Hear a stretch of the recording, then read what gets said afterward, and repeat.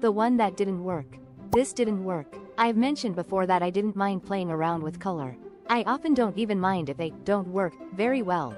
Usually I will just pass them off to my charity quilting project and let the one who loves it take it home. I made it a while ago. It feels like quite a while ago in fact. I was mostly done with my Up Green series, at least the making of the tops, and decided to venture into the pinks. I decided to start with the same old, show-off pink plaids. I then decided to try something different, and that was instead of cream or white, I decided to use gray as the contrasting color for the sashing and cornerstone 9 patches. This is where I really did make the mistake. When I finished with it and took the photo, I strongly disliked it. And this is where it has sat for the past 2 years. I originally took the photos of this top on September 8, 2022.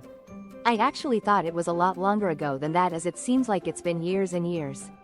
However, okay, only 2 years. That is nothing in the story of my quilting. The gray didn't work for me. Yes, it was different, but I hated it. It was simply too close in shade to the pinks. Not enough contrast. I've been uneasy about it since then. I've hated to even think about it. I wanted to tear it apart and redo it. I didn't want to finish it and give it away, at least at this point, because it is going to be part of this upcycled pinks series. This is what I usually do when I make a quilt top I don't care for. Someone will like it. So, I decided to get started on this project. I decided to just tackle it. I spend enough time, not sewing, that I can tackle taking this apart, row by row. So I've started. As I share this blog post with you, I've just begun this process. I've never ever done this before. I normally wouldn't do it, but I don't have enough upcycled pink plaids to make another one from my fabrics. And this is number 1 in the series. But because I am sort of picking, and then kind of ripping the pieces apart, I've had a couple of occasions already where the fabric in the seams ripped out.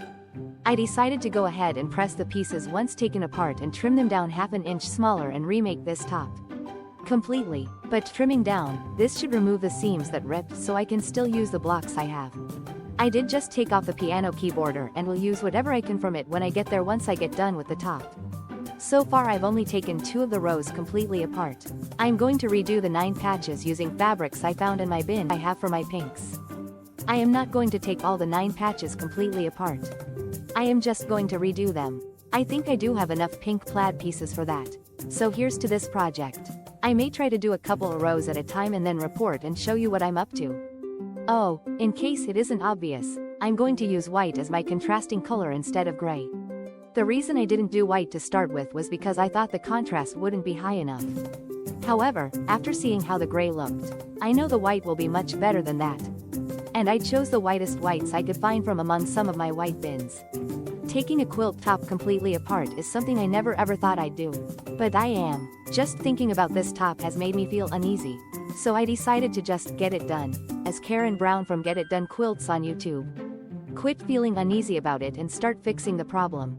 Next report, I hope to have a couple of the rows redone. Don't feel sorry for me. I'm just tired of seeing this top sitting around that I strongly dislike. It is time to deal with it. Thanks so much for coming along with me on this journey. Now that I've started, I'm glad that I've begun to tackle this project. Prior to starting, all I felt was dread. Now I'm starting to get excited about the idea of this being fixed, and feeling much better about it. Have a great day.